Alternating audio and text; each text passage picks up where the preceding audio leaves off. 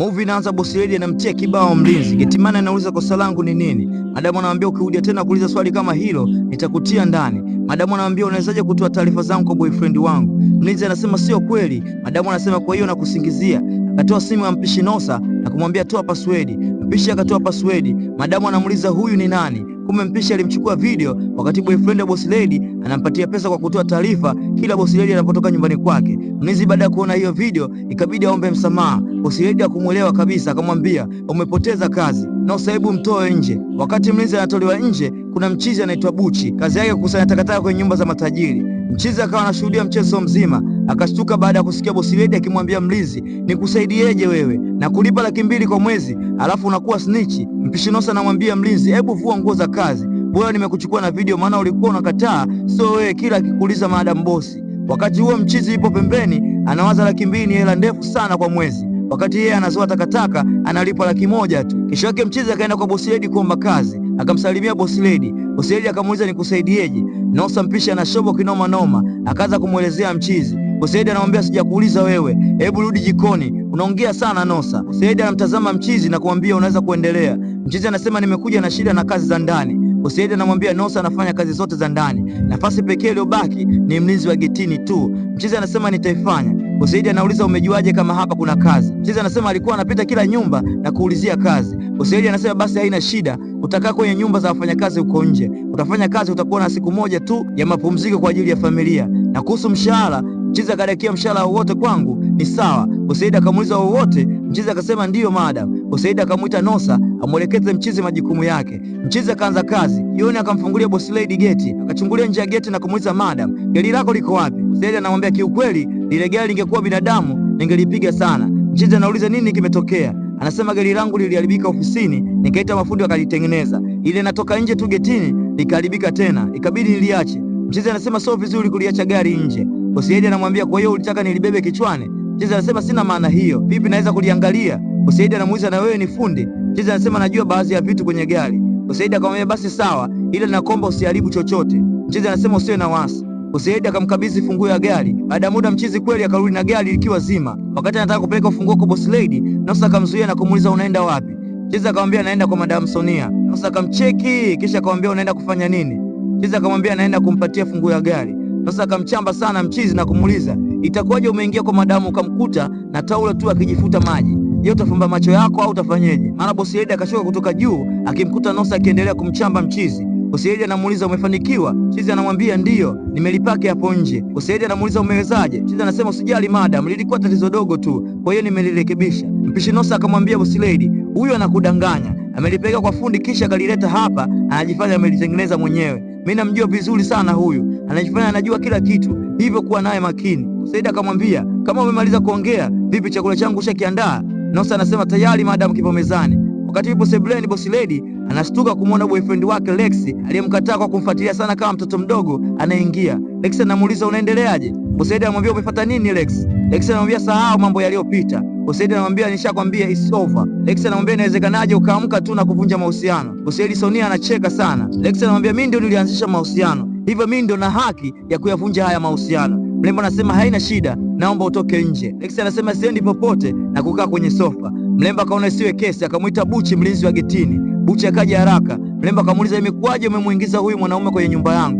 Buchi anamwambia aliniambia ni mchumba wako, kwa hiyo nikamruhusu aingie. Mlembo anamwambia hivi wewe ni mpumbavu, kichwa chako kiko sawa? Kwa hiyo kila chizi akija humu ndani akakwambia tuko kwenye mahusiano utamruhusu aingie ndani? Buchi anasema hapana madam. Lexi akanyanyuka na kumuuliza Mlembo, kwa hiyo mimi ni chizi? Mlembo anasema una dakika 2 tu za kuondoka kwenye nyumba yangu. Buchi ikabidi amtoe Lexi mara moja asije akapoteza kazi. Mlembo akakasirika sana, akamwambia Buchi, wakati mwingine ukirudia ili kosa utapoteza kazi yako. Jioni akaja rafiki yake boss lady anaitwa Zina kumtembelea. Mchizi akawa anawahudumia vinywaji. Zina akawa anamtazama mchizi kwa jicho la kumtamani. Boss lady anamuuliza Buchi, vipi Nosa bado hajarudi? Buchi anamwambia amesema kuna foleni madam. Boss lady anamwambia kwa hiyo tutalala njaa? Buchi anasema msijali nitawatengenezea. Boss lady anamuuliza na kupika pia unajua? Buchi anasema usijali nitakipenda. Boss lady akasema basi sawa. Wakati huo rafiki yake Zina anamwangalia Buchi kimahaba na kujisemea, jamani huyu mkaka mzuri sana. Boss lady anasema Zina yule ni mlinzi wangu. Zina anasema ni mzuri hata kama ni getimani. Boss lady anamwambia acha ujinga. Zina anasema hakuna ujinga, kijana ni mzuri sana na kuendelea kutaniana. Baadaye bosi Lady akamshukuru mchizi kwa chakula kitamu na kumwambia una vipaji vingi sana. Nosa hakupenda, akamuuliza madam, unasemaje? Bosi Lady akasepa zake. Mchizi akampigia simu mdogo wake Emeka na kumwambia nimekutumia hela wiki moja iliyopita na kuambia sina hela tena mpaka mwisho wa mwezi. Bibi unanipigia simu tena na kuniomba hela? Kumbuka sina biashara yoyote hapa Lagos. Nafanya kazi kulipwa mwisho wa mwezi. Kwa hiyo chochote unachohitaji itabidi usubiri mpaka mwisho wa mwezi. Wakati huo bosi Lady alikuwa anamsikia mchizi akiongea na dada yake. Sio yake rafiki yake bosi Lady Zina akaja. Bucha akamfungulia mlango. Akamuuliza uko poa? Mchizi akamwambia niko poa. Bibi rafiki yangu iko ndani? Bucha akamwambia ndio yupo. Zina akawa kapagawa na mchizi, akawa anamtazama tu. Nahisi kuna kitu anataka kumpatia Buchi. Alipoingia ndani akamwambia rafiki yake, hebu njoo uangalie huku dirishani. Na kumuuliza una hakika huyu ni getimani?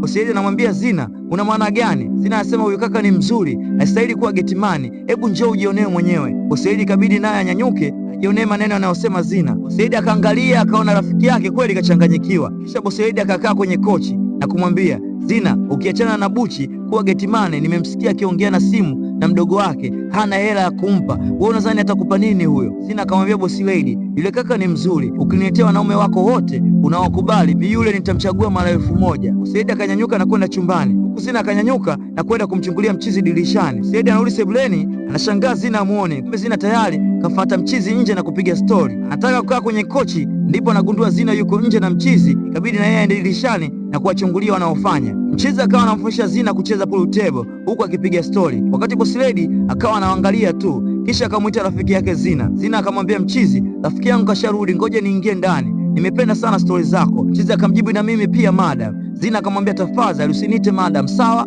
Mchizi akasema sawa. Zina akawa anamtazama tu kwa tabasamu na kuingia ndani. Alipoingia ndani bosi Lady akamuuliza, mlikuwa mnaongea nini? Zina anamwambia yani yule kaka ni mzuri sana hasa mkitazamana. Bosi Lady anamwambia yule ni getimani. Zina anamuuliza kwa hiyo ndo nini? Yule ni getimani lakini ni binadamu. Mimi sijasema kwamba sio binadamu, ila unachokifanya unanivunjia heshima. Zina anamuuliza na kuvunjia heshima kivipi? Bosi Lady anamwambia Zina, naomba ukae naye mbali, kuna mamilioni ya wanaume huko nje, hebu tafuta mwingine. Bosi Lady akakasirika na kunyanyuka kwenye kochi. Zina akabaki akishangaa, ana tatizo gani Sonia? Mbona hivi? Mwisho wa mwezi mchizi akaja kwa bosi Lady kumshukuru, akamuuliza unaendeleaje? Mchizi akasema niko poa. Akamwambia bosi Lady, nimepokea mshahara wangu, umenilipa 300. Asante sana. Bosi Lady akamwambia usijali, umefanya kazi nzuri sana, ukiongeza bidii nitakuongeza zaidi. Mchizi akafurahi sana. Kumbe mpishi Nosa alikuwa anasikia mazungumzo yao yote. Baadaye naye akaja kumwambia madam, ujue mimi nimefanya kazi hapa zaidi ya miaka 2, lakini mshahara wangu upo pale pale, haujawahi kuongezeka. Inakuwaje huyu mshamba amekuja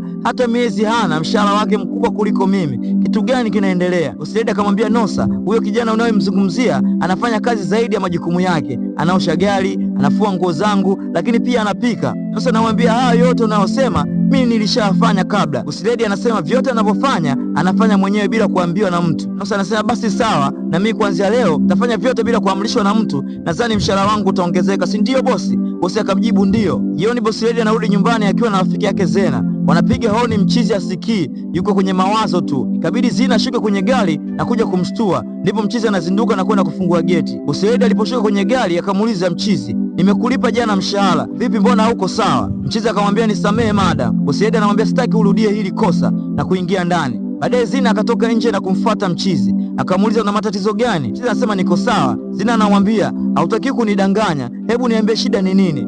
Mchizi akamwambia ni ndugu zangu. Zina akamuuliza wana shida gani? Ndugu yangu alipelekwa hospitali, anahitaji pesa za kununua dawa. Zina akamwambia si umelipwa jana? Mchizi akasema ndio, ila niliwalipia wadogo zangu 2 ada ya shule. Zina akamwambia pole sana, je ni kiasi gani unahitaji? Akamwambia ni hela ya dawa tu. Ndio, je ni shilingi ngapi? Mchizi hakusema kiasi.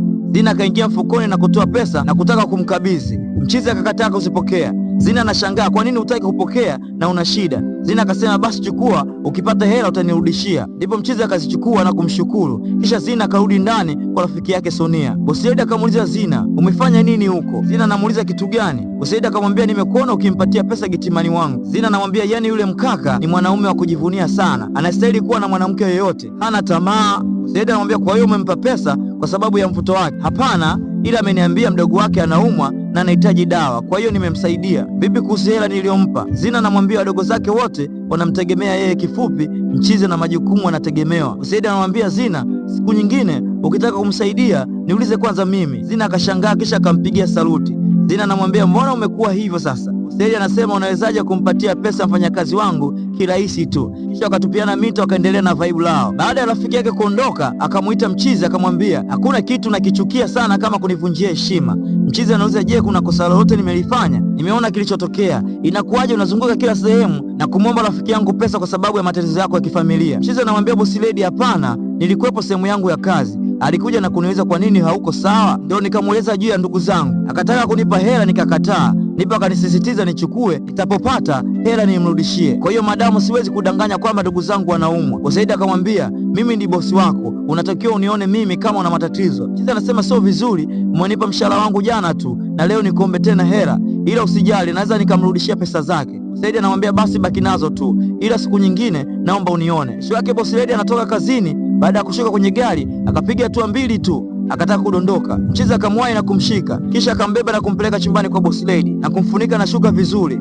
Kisha akamwambia, ngoja nikakuitie daktari. Boss lady anamwambia, usijali, mimi nitakuwa sawa tu, ni kichwa tu ndo kinanisumbua na hisi ni uchovu. Mchizi ikabidi alale kwenye kochi sebuleni ili boss lady akizidiwa amsaidie. Baadaye boss lady akashuka chini na kumwamsha mchizi. Mchizi akamuuliza, unaendeleaje? Boss lady akasema naendelea poa, na kumwambia nashukuru. Mchizi akauliza kwa nini? Boss lady akamwambia kwa kunijali. Mchizi anasema nimefanya kama binadamu wengine wanavyofanya, najua sio moja ya kazi yako, ila hongera. Boss lady akawa anarudi kupumzika. Alipofika kwenye ngazi akawa anajiuliza, anaonekana ni kijana mzuri, nilikuwa namchukulia kama mfanyakazi wangu tu wa ndani, lakini sasa nahisi ameiteka akili yangu. Hasa pale nilipomwona Zina akimpatia pesa. Mungu wangu, Sonia naomba jitulize. Kumbe boss lady tayari kashazama kwenye penzi la Buchi. Itakuwaje sasa na rafiki yake anamtaka? Kesho yake boss lady wakati Mchizi ametoka jikoni akamwambia Buchi, hebu nieleze kuhusiana na wewe. Mchizi akakaa na kumwambia, sidhani kama kuna kitu kikubwa cha kukuambia. Boss lady akamwambia, nieleze elimu yako, mahusiano yako, familia yako na kazi yako kabla. Naomba nieleze kila kitu. Mchizi akavua kofia kisha akamwambia boss lady, nina degree ya mass communication. Boss lady akamwambia, bila shaka utakuwa na akili. Mchizi akasema asante, ila wazazi wangu wote walifariki, waliniacha na ndugu zangu watatu ndio nawalea. Sijawahi kuwa katika mahusiano kwa sababu ya majukumu ya familia na sina chochote nitachoweza kumpatia mwanamke.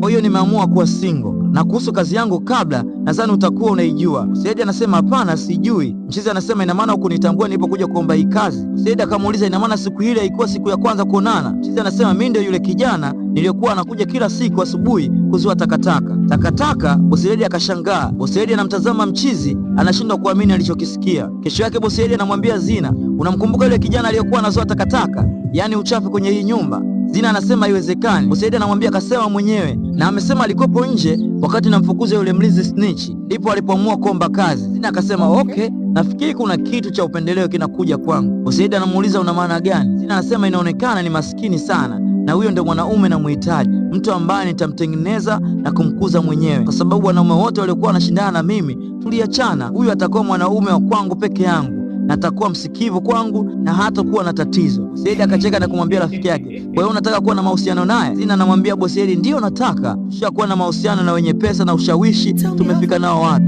Sonia niambie, bado tuko single kwa upumbavu. Boss lady anamuuliza Zina, kwa utakuwa na mahusiano na kila unayemuona? Zina akamwambia hapana, sideti na kila ninayemuona, na kwenda kuchukua fursa kwa mtu ambaye ni special na atanifiti. Boss lady anasema ngoja nifunge mdomo mie, tutaona. Baadaye Zina akaenda kuongea na Mchizi. Walipomaliza kuongea akamwambia I like you. Mchizi akamjibu I like you too. Zina akamwambia sihitaji upendo huo, nataka zaidi ya huo. Kifupi naomba tuwe zaidi ya marafiki. Mchizi akamwambia Zina, mbona unanishangaza? Zina akamuuliza kivipi? Mchizi akamwambia wewe ni mwanamke mrembo na una kazi yako, unawezaje kudate na getimani? Ni ngumu. Zina akamwambia Mchizi, kuwa getimani hapakuzuii kupenda au kupendwa. Zina akamwambia mimi ni mwanamke najielewa, siangalii leo tu, naangalia na kesho. Kwa hiyo usiwe na wasi, wewe angalia ulichokuwa nacho na usichokuwa nacho. Nahitaji kukujua na kutumia muda mwingi na wewe na kuomba. Mchizi akasema naomba nipe muda nifikirie hilo. Zina akamwambia haina shida, kisha akamwambia nataka tutoke out siku moja. Mchizi akasema haina shida. Zina akanyanyuka na kumshika kidevu Mchizi akiwa amefurahi ile kinoma noma. Weekend wakatoka na kurudi nyumbani. Zina akamwambia siingii ndani, nafikiri utakuwa umeenjoy. Mchizi akasema ndio nimeenjoy. Zina akamwambia nafikiri hii itakuwa sio mara ya mwisho, nahitaji zaidi. Mchizi anasema haina shida, nataka iwe wiki ijayo kwa sababu ni nyumba rafiki yako, najua hakutakuwa na tatizo. Zina akasema basi sawa, ila unaweza kunianga kwa kunihagi. Mchizi akasema haina shida, akamuhagi. Zina akafurahi ile kinoma noma, kisha Mchizi akafunga geti. Kumbe wakati huo wote boss lady alikuwa dirishani akiwachora tu, kisha akafungua mlango na kumuita Mchizi njoo ndani. Mchizi akaingia ndani na kurudishia mlango. Boss lady akamuuliza una maana gani nilichokiona getini? Mchizi akamuuliza umeona nini? Boss Lady anamwambia unaniuliza nilichokiona? Kwa hiyo sasa unaleta mwanamke kwenye nyumba yangu? Mchizi anasema sijaleta, yule ni rafiki yako. Eti yule ni rafiki yangu, kwa hiyo sio mwanamke, yule ni mwanaume au? Mchizi anasema alinileta, tulitoka out. Boss Lady anasema kukutoa nje au kukuleta ndani, hiyo sio kazi yangu. Mchizi anasema samahani, lakini siku yangu ya mapumziko, sikujua kama nitakukera. Hivi unawezaje kusema hivyo? Unajua nini? Kuanzia leo hakuna siku ya mapumziko, utafanya kazi siku zote. Kwa hiyo rudi chumbani mwako, kabadilishe nguo na uingie kazini. Je, kuna tatizo jua hilo? Mchizi akajibu hakuna madam. Boss anaonekana kama ana upiru, maana haeleweki nini anataka. Kesho Zina yuko na Mchizi, anamwambia amejaribu kumpigia Sonia Boss Lady hajapokea, ndio maana nimeamua kuja hapa. Mchizi anasema sijajua kwa nini amekuwa na hasira. Zina anamwambia usijali, nitaongea naye, sisi ni marafiki tunaelewana. Mama Boss Lady naye anaingia, wanamsalimia kauchubua tu. Zina anasema nimekupigia simu hujapokea. Boss Lady kakasirika kaingia ndani. Zina akamfuata. Boss Lady anamuuliza Zina, ile ni nini na kwa nini unaendelea kuwa mbinafsi? Zina anamwambia tulia Sonia, nishakwambia juu ya hisia zangu kwa Buchi, kuelewa unazungumzia nini. Kwa hiyo sasa unapika nyumbani na kumletea, unategemea nini kuhusu kuniheshimu mimi? Sonia tulia, Buchi ni mtu mzima, hawezi kukuvunjia heshima. Kwa hiyo nyie tayari mpo kwenye mahusiano? Bado, ila ndo hivyo, hata mimi naona. Haya, nenda ka enjoy. Boss Lady akasepa akamwacha Zina elewi kabisa. Kesho yake Boss Lady akamuita Mchizi na kumwambia naomba unisikize kwa makini, haijalishi una nini na rafiki yangu, naomba uache. Sitaki kukuona uko naye karibu tena, iwe hapa nyumbani au nje ya nyumba. Sijui nimeeleweka? Mchizi anamwambia Boss Lady samahani, hilo haliwezekani. Boss Lady akashangaa na kumuuliza hayo maneno unamwambia nani? Kwa hiyo sasa tunaweza kubishana kwa sababu unatoka na rafiki yangu, unafanya vitu na rafiki yangu, unahisi tuko sawa Mchizi anasema hapana, ila unanikontrol kama mtumwa au muuaji. Boss Lady akasema okay, nishajua cha kufanya. Akamwita Nosa na kumwambia niletee peni na karatasi. Nosa akaleta. Boss Lady akaandika barua kumfuta kazi na kumwambia umefutwa kazi, paki vitu vyako na utoke nje ya nyumba yangu. Mchizi anaomba muda. Boss Lady anamwambia ondoka sasa hivi, naingia chumbani, nikitoka nisikukute hapa. Mchizi akabaki hajui cha kufanya, ikabidi ampigie Zina. Zina anamuuliza kwa hiyo Sonia kakufuta kazi kwa sababu yangu? Anawezaje kufanya hivyo? Nikwambie kitu, usiwe na wasi, twende nyumbani, kila kitu kitakuwa sawa. Boss Lady akatoka sebleni akamwambia Zina huyo haendi popote. Zina anamwambia huyu unaondoka naye, umemfukuza kazi, anabakije hapa? Boss Lady anasema kumbe tatizo hilo. Akamwambia Mchizi nipe hiyo barua, akaichukua kisha akaichanachana na kumwambia Zina unasemaje sasa? Zina akamwambia Mchizi wewe tuondoke, nitajua cha kufanya. Boss Lady akamwambia itabidi amalizie mkataba wake wa miezi 3 ndipo uondoke naye. Zina akamwambia Sonia unatia aibu sana, tena sana, unawezaje kumlazimisha mkaka wa watu akufanyie kazi? Boss Lady akamwambia na wewe unatia aibu kumlazimisha mtu ambaye hana hisia na wewe. Zina akamwambia unajua kabisa mimi simlazimishi hata kidogo. Boss Lady akamwambia kweli Buchi, naomba uingie ndani kavae nguo zako za kazi na urudi kazini, tumeelewana? Na kuingia ndani akiwa amekasirika ile kinoma noma. Baadaye Boss Lady akamwita akiwa mpole na kumwomba akae Mchizi. Mchizi akakaa. Boss Lady akamwita Buchi, nisamee, najua ni ngumu kwa niliyokufanyia, kiukweli naomba msamaha. Buchi anamwambia hata kama ni mfanyakazi wako, kwa nini unizalilishe hivi? Uniheshimu, unaonyesha kwamba mimi sina haki ya kukontrol maisha yangu, na wewe ndio mwenye haki ya kunifuta kazi na kunirejesha kazini. Nashindwa kuelewa. Boss Lady akanyanyuka kwenye kochi na kumsogelea Mchizi akamwambia nisikilize Buchi, hiyo sio kweli. Ukweli ni kwamba sikutaka uondoke, nilikuwa na wivu tu. Mchizi akageuka na kumwangalia.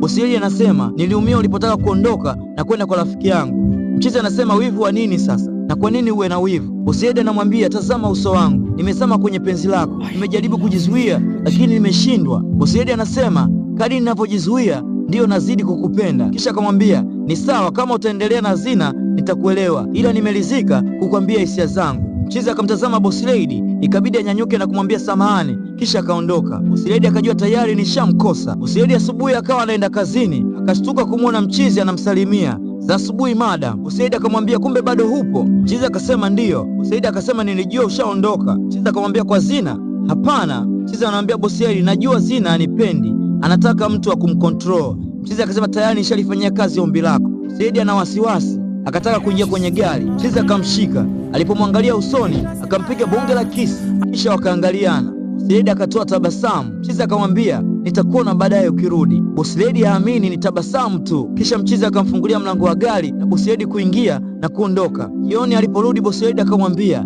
hakuna mtu mwingine wa kumfungulia mlango, twenzetu chumbani. Kiukweli sikujua kilichoendelea huko chumbani. Boss Lady kesho yake akamwita rafiki yake Zina wakiwa kwenye gari, akamwambia nisamee sana, nisamee kwa kila kitu nilichofanya na jinsi nilivyokuwa na tabia mbaya kwako. Naomba nisamehe. Ukweli ni kwamba siku zote nilikuwa nampenda Buchi, nikajaribu kujizuia nikashindwa. Naomba unisamehe rafiki yangu. Alipokuwa karibu na wewe nikawa najisikia vibaya rafiki yangu. Naomba nisamehe sana. Zina akamwambia, umenifanya nijione mpumbavu sana rafiki yangu, ila sikuwa na jinsi, na ukweli anakupenda wewe zaidi, ila nimekusamehe rafiki yangu. Na kumwambia hakuna mwanaume wa kututenganisha. Wakakumbatiana, urafiki wao ukarudi tena kama zamani na kutoa makisi ya upendo. Akamuuliza, sasa una furaha? Bosi akamwambia na furaha sana. Asubuhi mchizi akawa anaosha gari la Bosi Lady. Bosi anamfuata na kumwambia no. Wewe sio mlinzi tena, wewe ni kipenzi changu, nitatafuta mwingine wa kufanya hii kazi. Mchizi akamwambia hapana, nitapopata kazi nyingine ndio nitaacha hii kazi. Bosi anamwambia sina maana hiyo. Mchizi akamwambia usijali, kisha akampiga busu. Bosi akamwambia nitakumisi sana Buchi wangu, nakurudia nitakumisi too much, so much, very much. Siku kadhaa akamuita mchizi na kumwambia umepata kazi kwenye ofisi yangu. Mchizi anamwambia kweli? Bosi Lady Sonia anamwambia ndio. Hivyo leo naomba tuenjoy, tunywe wine alafu tuingie chumbani ukanipa ile mambo yako ya kujigijigi. Letu linaishia hapo, linaitwa Facing Reality. Nimekuwekea link kwenye description, ila usisahau kusubscribe, kushare na kucomment channel yetu ya African Fix.